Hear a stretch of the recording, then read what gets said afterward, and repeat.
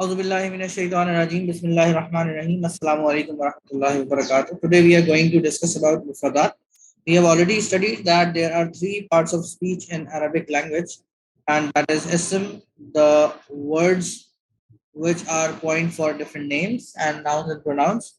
Um, fail, the words which have a particular tense attached to them. That means they are either present or future. That means fail mudare, and either they are past. So fail madi. So when we talk about mufradat, we have these ism, fail, and huruf. So the third one was harf, which does not give any meaning by itself, but it generally gets attached to another word and then gives a meaning. So that's the third one. So ism, fail, and harf. These were the three parts of speech. Now, when we talk about mufradat, that means that we are going to talk about the singular forms or the words which have only which are coined for giving a single meaning. So there are different. First of all, we are going to talk about the noun. So there are different aspects of noun. So the first one is number, the second one is gender, the third one is case, and the fourth one is whether it is the definite noun or indefinite noun. It can be called capacity or wusat. I'm not sure whether we use this term in English, capacity for a particular noun being definite or indefinite form. So we are going to cover all this today. So when we talk about the first one, the wahid, the tasniya, and the jama are the three different forms when we talk about the number in Arabic language. So wahid is a single. In Arabic, you have a dual, which is called musanna or tasniya in Urdu, or jama or plural in when we talk about the plural forms. So wahid is easy. There is no problem with that. The singular form. So what are the examples?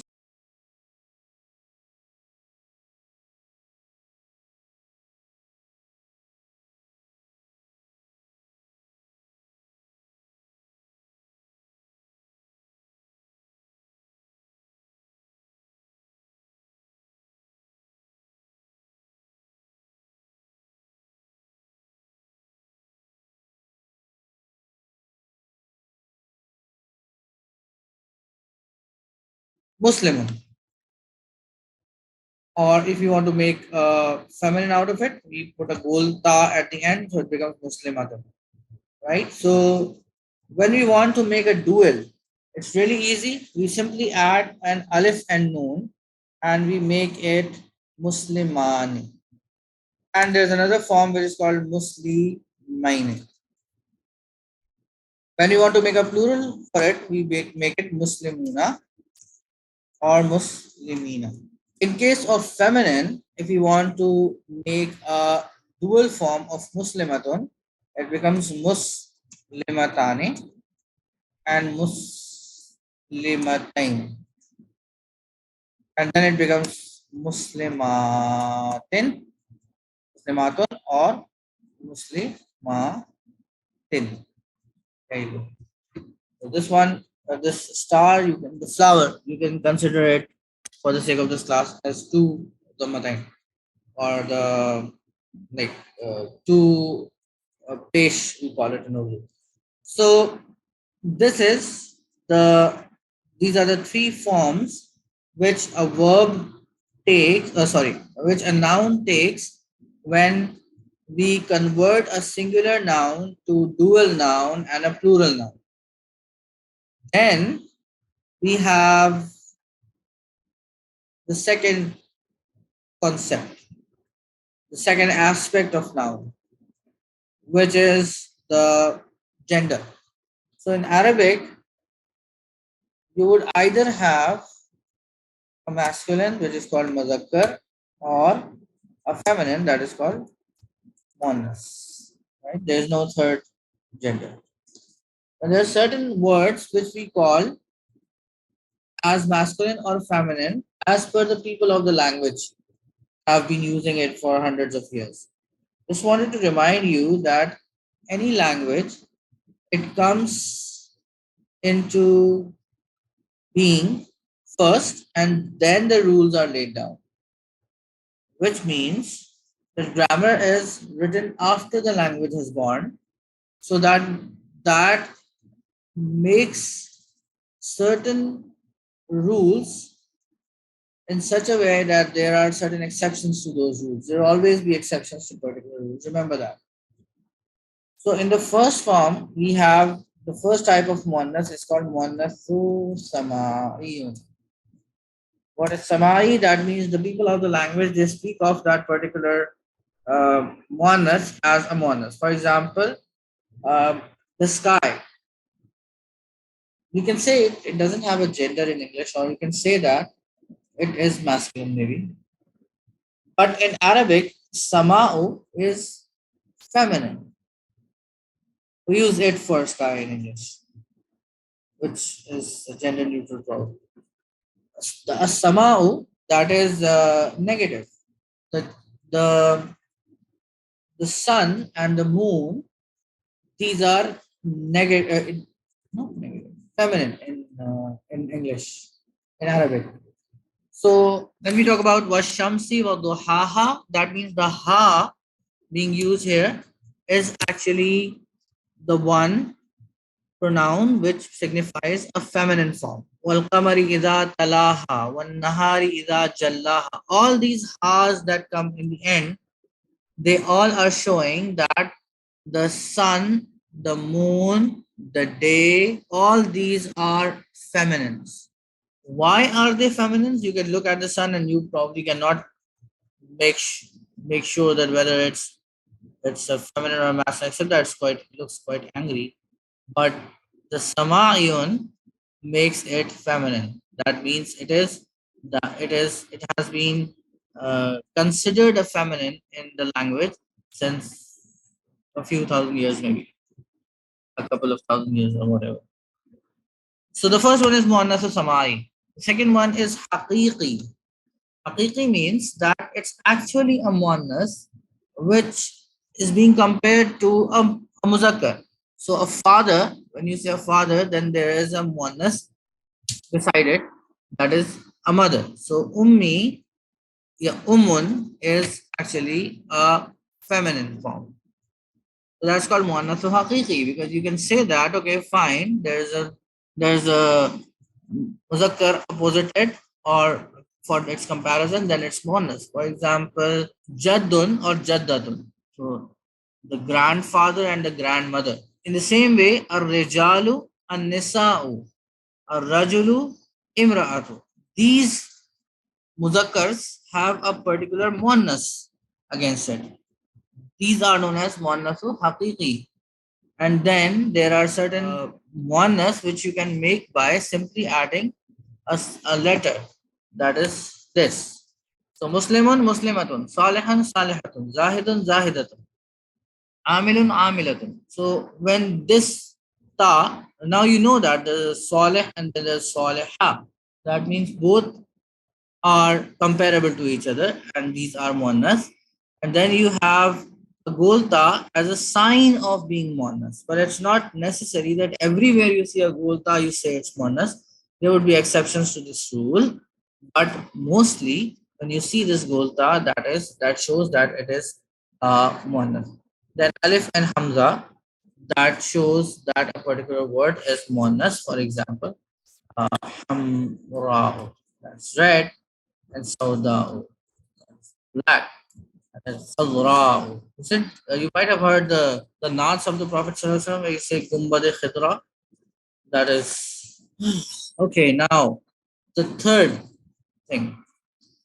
The first one was whether the noun is singular, dual, or plural, and the second one was whether it is wahid, musanna, or jama. That is the second aspect. The third aspect is the case. Now, case is a bit new thing, could be a bit new thing for you. Case means that we are talking about whether the noun is being used as a subject, and then it is called marfu.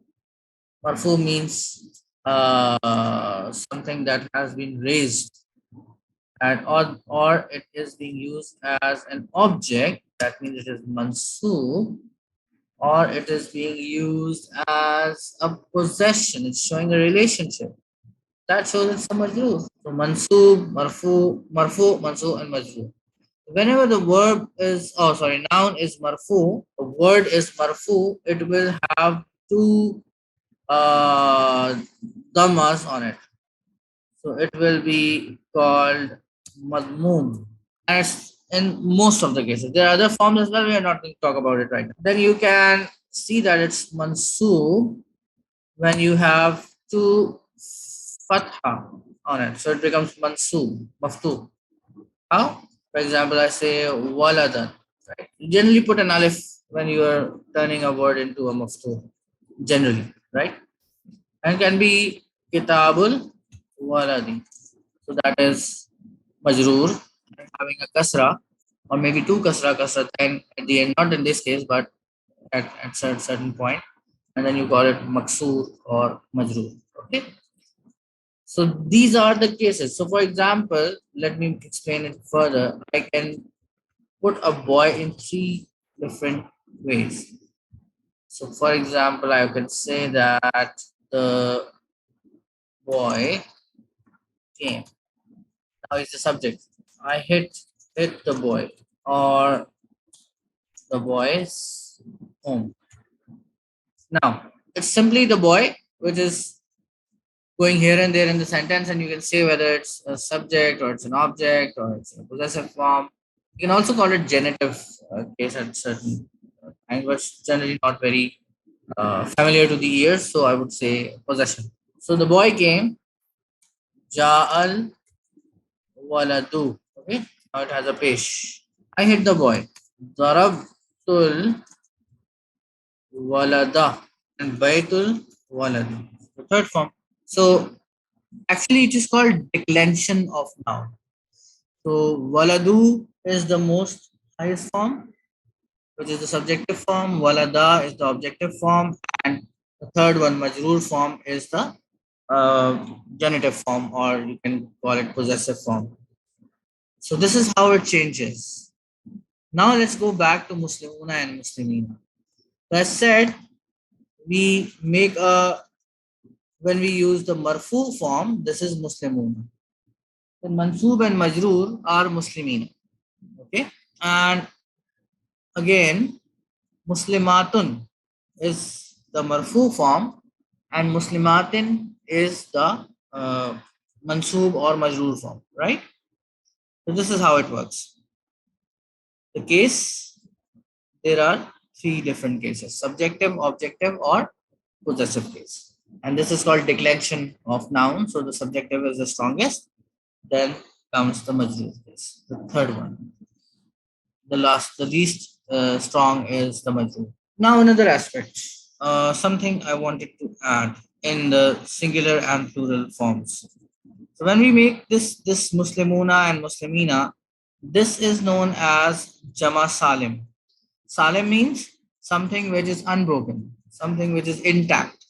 And then there is another one. For example, I say Qalamun and I want to make it plural. I'll say write aqlam, right? Or I can make a plural of wazanun, awzanun. So what makes it aqlamun or awzanun? Is there a principle? No, there is not. We just look at how people made it, or how people have been making it, who are the users of the language. So mostly there are no rules of making a jama mukassar, but there are rules of making jama salim. These are known as jama mukassar. Mukassar means something that is broken. Mukassar. There's a tashdid on sin. So these are now three different aspects of noun. Then the fourth aspect is whether a noun is definite or not. If you put an al into it, that makes the boy the boy. So that means al waladu will be translated as the boy, while waladun will be translated of a boy or maybe any boy or just boy, right? So the word al makes something particularly definite. There are other forms of definite nouns as well, but we won't talk about it right now. So since there are no students in the class, I'm teaching it alone. I cannot take questions. I'll just stop it here, recorded it so that anyone wanted to attend the class later on. But it was very brief discussion about these things. You can go back to the original Radiance lessons and you can have a look if you are interested in getting into the details of these things. Assalamu alaikum warahmatullahi wabarakatuh.